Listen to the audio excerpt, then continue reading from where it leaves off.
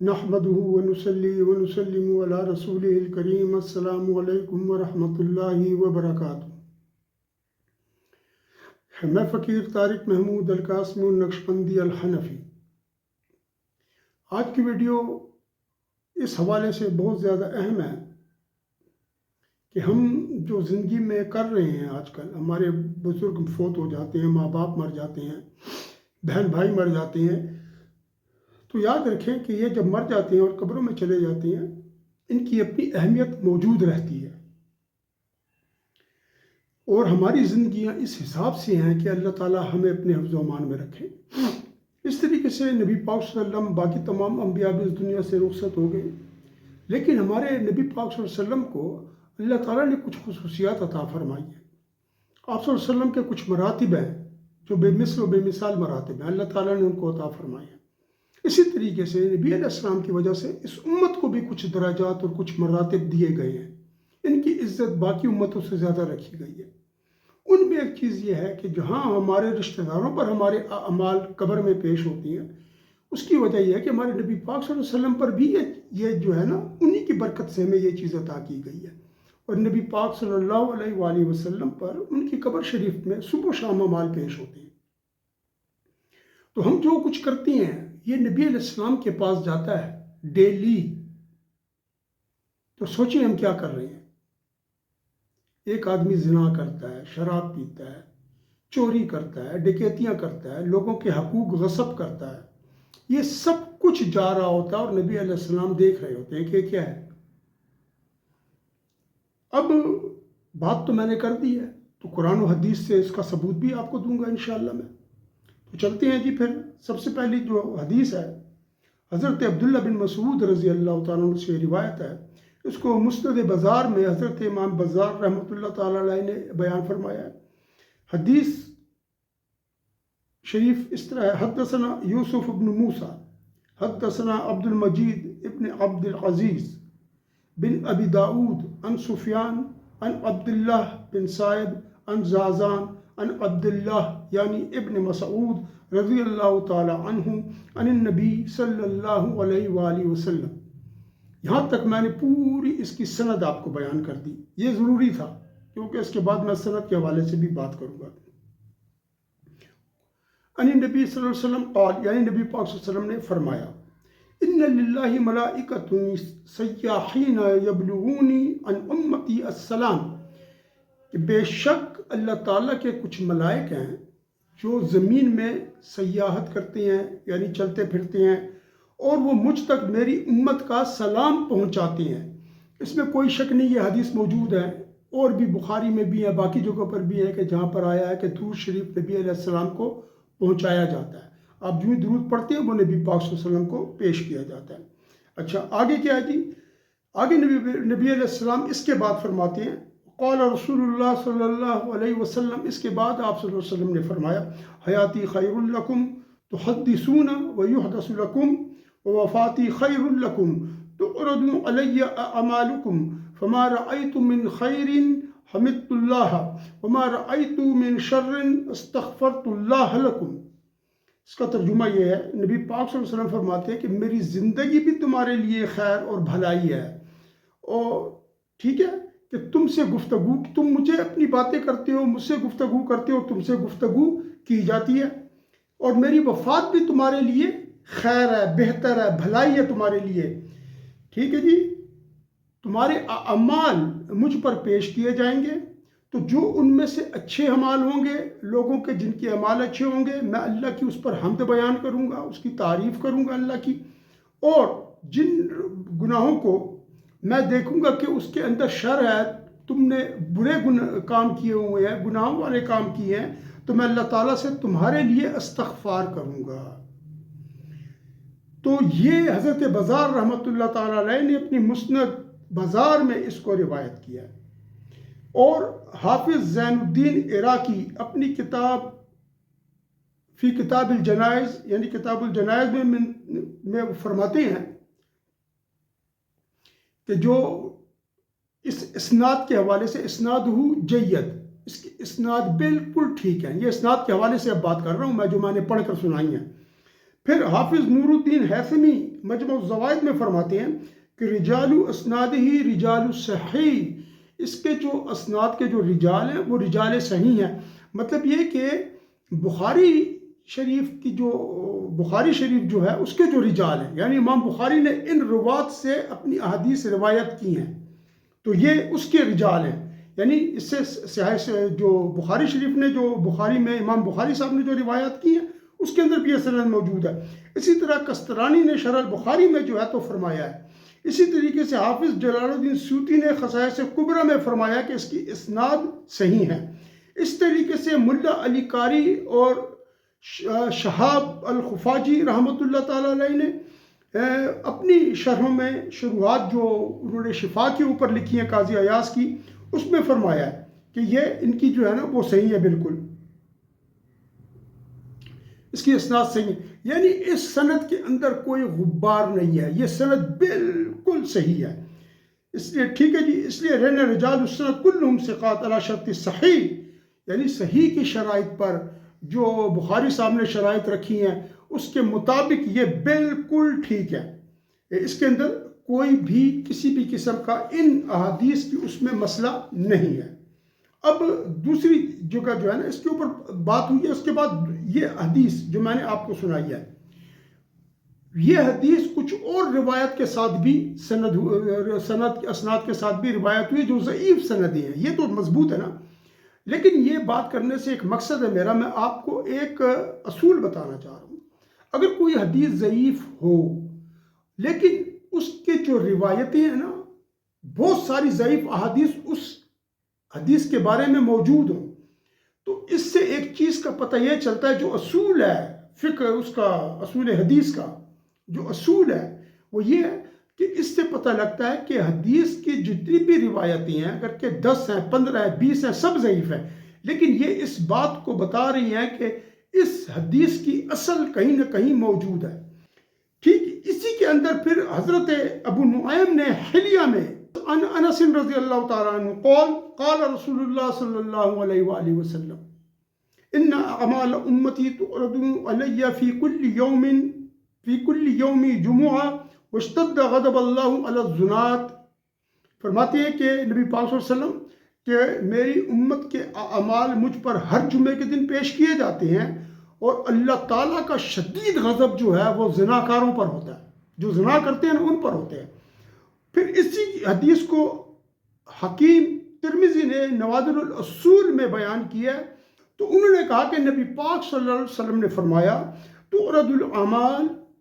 اعمال پیش کیے جاتے ہیں یوم الاثنین والخمیس، پیر اور جمعرات کے دن، اللہ کریم پر، اللہ کریم کو تو سب پتہ ہے، لیکن یہ ایک سسٹم ہے جو اللہ نے بنایا ہے، پیش کیے جاتی ہیں۔ وَتُعْرَضُ عَلَى الْأَنْبِيَاءِ وَعَلَى الْآبَاءِ وَالْأُمَّهَاتِ يَوْمَ الْجُمُعَةِ، اور انبیاء علیہ السلام پر اور والدین پر اور امہات یعنی والدات پر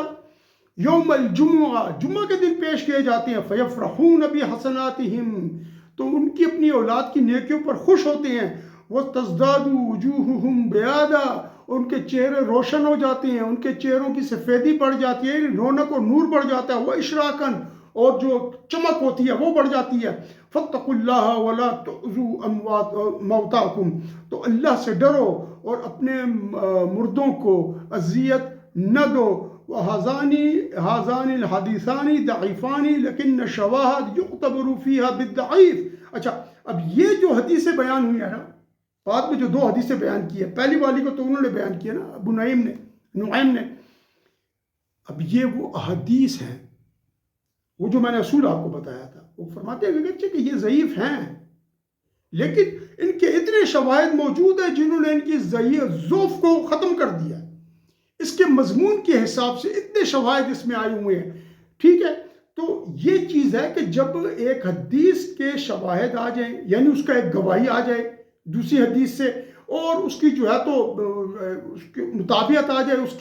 اس حدیث کی، تو اس طریقے سے احادیث مضبوط ہو جاتی ہیں۔ اس طریقے سے بہت ساری ضعیف حدیث اکٹھی ہوتی ہیں تو درجہ حسن تک پہنچ جاتی ہیں، کیونکہ اس کی وجہ یہ ہوتی ہے کہ اتنے لوگ جھوٹ نہیں بول سکتے نا، ایک اپنی طرف سے تو کوئی، اور اس طرح یہ بھی نہیں ہے کہ ایک ہی کے اندر ایک بندہ، نہیں، مختلف اسناد ہیں، ہر سند اپنی ایک مقام اور حیثیت رکھتی ہے۔ اب اس حدیث کو تمہارے بیان کر دیا، اب اس حدیث کو قرآن بھی اس کی تائید کرتا ہے۔ اعوذ باللہ من الشیطان الرجیم۔ فَكَيْفَ إِذَا جِئْنَا مِن كُلِّ أُمَّةٍ بِشَهِيدٍ وَجِئْنَا بِكَ عَلَى هَؤُلَاءِ شَهِيدًا، سورۃ النساء آیت نمبر 41۔ اللہ تعالیٰ بیان فرماتے ہیں کہ نبی پاک صلی اللہ علیہ وسلم جو ہے نا،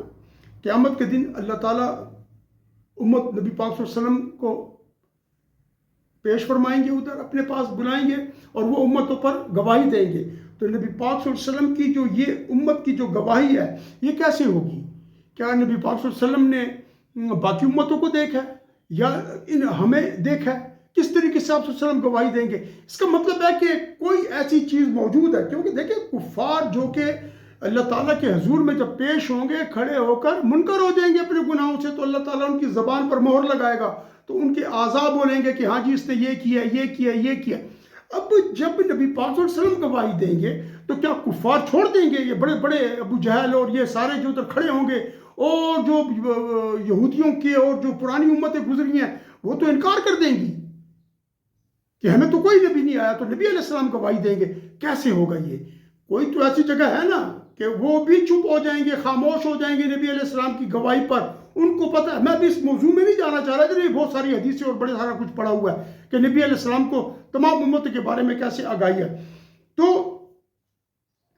نبی پاک صلی اللہ علیہ وسلم گواہی دیں گے اپنی، اور یہ اس چیز کا تقاضا کرتی ہے کہ نبی پاک صلی اللہ علیہ وسلم کو اپنی امت کا پتہ ہو اور دوسری امتوں کا بھی پتہ ہو، ان کے اعمال کا، ان کے انکار کا، ہر ایک چیز کا۔ ورنہ گواہی کہتے ہی اس کو ہے کہ جو آپ نے اپنی آنکھوں سے دیکھا اور اس چیز کو آپ نے سمجھا ہو۔ ابن مبارک رحمۃ اللہ تعالیٰ علیہ نے اس جگہ پر ارشاد فرماتے ہیں، منہال بن عمر سے انہوں نے فرمایا کہ سعید بن المسیب نے یہ بات سنی اور انہوں نے کہا کہ لیس من یوم الا یعرض فیہ علی النبی صلی اللہ علیہ وسلم امتہ غدوۃ وعشیہ ویعرفهم باسمائهم واعمالهم فلذلك یشہد علیہم۔ فرماتے ہیں کہ کوئی بھی ایسا دن نہیں ہے کہ نبی پاک صلی اللہ علیہ وسلم پر ان کی امت صبح و شام پیش نہ کی جاتی ہو، اور نبی علیہ السلام ان کے ناموں کے ساتھ، ان کے اعمال کے ساتھ انہیں پہچانتے ہیں۔ بس یہی وجہ ہے کہ اللہ تعالیٰ نے فرمایا ہے کہ جو میں نے بھی آیت کا ترجمہ کیا کہ ہم جب آپ کو ان امتوں پر گواہ پیش کریں گے تو نبی علیہ السلام اس چیز کی گواہی دیں گے۔ تو یہ کیا چیز ہے؟ وہ فرماتے ہیں کہ اسی بات پر یہ چیز بھی آئی ہے، اور یہ حضرت سعید بن مسیب کی بات ہے۔ پھر آگے قرطبی تذکرہ ایک کتاب ہے قرطبی رحمۃ اللہ تعالیٰ نے لکھی ہے، اس میں فرماتے ہیں کہ شہادت نبی علیہ السلام اپنی امت پر کس طریقے سے ہوگی۔ تو پھر لے کر آئے سعید بن المسیب رحمۃ اللہ تعالیٰ علیہ کی وہ یہ حدیث کو جو ابھی گزری ہے نا، جو میں نے بھی آپ کو بتائی ہے کہ جمعرات اور پیر کے دن جو ہے تو انبیاء پر اور ماں باپ پر، جو اللہ پر، اور باقی دنوں میں جو ہے تو انبیاء پر اور ان کے والدین پر یہ اعمال پیش کیے جاتے ہیں۔ تو یہاں پر بھی انہوں نے اس چیز کا بیان کیا۔ اس طرح ابن کثیر رضی اللہ تعالیٰ عنہ نے بھی یہاں پر اسی طریقے سے اس چیز کو اپنی اس میں پیش کیا ہے، ٹھیک ہے۔ تو اس امت کا جو کمال ہے وہ یہ ہے کہ یہ امت جس طریقے سے اپنے باقی امتوں پر گواہی دے گی تو وہ نبی پاک صلی اللہ علیہ وسلم کے بتانے سے گواہی دے گی۔ اگر نبی علیہ السلام کو اس چیز کا علم ہی نہ ہو تو لوگ تو اعتراض کریں گے کہ یار آپ کو تو نبی نہیں دیکھا، تو آپ کیسے گواہی دیتے ہو؟ نبی علیہ السلام نے ہمیں بتایا ہے، آپ کے تو نبی کو کیسے پتا ہے؟ پھر تو بات یہ کہ یہ جو قرآن کی آیت ہے یہ بڑی مضبوطی کے ساتھ اس حدیث کو سپورٹ کر رہی ہے کہ ہاں جی اس طرح ہے۔ پھر ابن المبارک نے اپنی کتاب زہد میں سعید بن المسیب کے طریقے سے روایت کی ہے، فرماتے ہیں کہ کوئی بھی ایسا دن نہیں ہے کہ نبی علیہ السلام پر صبح و شام ان کی امت کو پیش نہیں کیا جائے۔ وہ جو قرطبی نے روایت کیا وہ انہوں نے بھی روایت کیا۔ تو ان تمام مراسیل نے ان چیزوں سے اس شکوک و شبہات کو دور کر دیا، کیونکہ ضعیف حدیث بھی جمع ہے، مراسیل بھی جمع، اور سعید بن المسیب کی مراسیل بغیر حیل و حجت کے علماء قبول فرماتے ہیں۔ ایون کہ امام شافعی جو کہ بہت شدید ہیں اس معاملے میں، انہوں نے بھی ان کی اس مرسل کو، ان مراسیل کو قبول فرمایا۔ دوسری بات یہ کہ یہ وہ باتیں ہیں کہ جس میں عقل کو اور کسی بھی قسم کی رائے کو دخل نہیں ہے، کیونکہ کوئی بھی صحابی یا کوئی بھی جو وہ ہے نا